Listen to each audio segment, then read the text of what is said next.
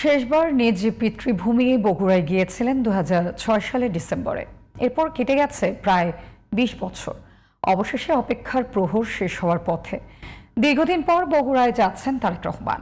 BNP chairperson Begum Khaleda জিয়ার মৃত্যুতে জাঁকজমকপূর্ণ কোনো আয়োজন না থাকলেও তারেক রহমান বগুড়ায় আসছেন, এই খবরে উৎসাহ উদ্দীপনায় শেষ নেই স্থানীয় মানুষ আর নেতাকর্মীদের। বগুড়া থেকে মাহবুবা পারভিনের রিপোর্ট, জানাচ্ছেন জুবাইর রহমান।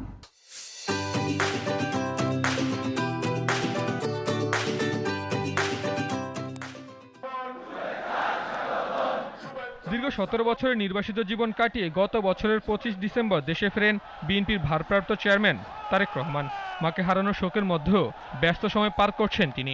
রাজধানীর বাইরে 4 দিনের কর্মসূচি ঘোষণা করেছে বিএনপি। আগামী 11 জানুয়ারি থেকে 14 জানুয়ারি উত্তরাঞ্চলের বিভিন্ন জেলা সফর করবেন বিএনপির ভারপ্রাপ্ত চেয়ারপারসন তারেক রহমান। সফরের প্রথম দিন রোববার ঢাকা থেকে টাঙ্গাইলে মাওলানা ভাসানীর কবর জিয়ারত করবেন তারেক রহমান। এরপর সিরাজগঞ্জ হয়ে বগুড়ায় রাত্রি যাপন করবেন তিনি। বাংলাদেশ জাতীয়তাবাদী দলের একজন সদস্য হিসাবে আপনাদের সামনে আমি বলতে চাই, I have a plan for the people of my country, for my country. এদিকে সফরকে ঘিরে বগুড়া জেলা বিএনপির কার্যালয়ে তারেক রহমানের জন্য নির্ধারিত কক্ষটি 2007 সাল থেকে ছিল তালাবন্দি। দীর্ঘ সময়ের পর সেই কক্ষে চলছে ধোয়া মোছা, রং আর সজ্জার কাজ। 20 বছর পর বগুড়ায় তার আগমনকে ঘিরে বিএনপির নেতাকর্মীদের মাঝে এখন উৎসাহ আর উদ্দীপনা।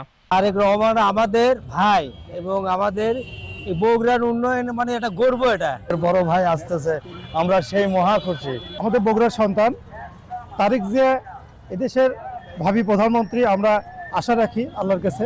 তারেক রহমান বগুড়ায় আসতেছে, এটা গোটা শহর মিলে একটা আলোড়ন সৃষ্টি করছে যে আমরা একটা মানে আলোর মুখ দেখতে যাচ্ছি। বগুড়ায় যখন আসবে, আমরা বগুড়ার 50 লক্ষ মানুষের পক্ষ থেকে আমরা তাকে অভিনন্দন জানাবো যে তিনি বগুড়ায় এসেছেন। সফরে মায়ের জন্য গণদোয়ায় অংশগ্রহণ ছাড়াও বগুড়ার ঐতিহাসিক শাহ সুলতান বলখির মাজার জিয়ারত করবেন বিএনপির ভারপ্রাপ্ত chairman Tarique Rahman. Zubair Rahman, GTV news.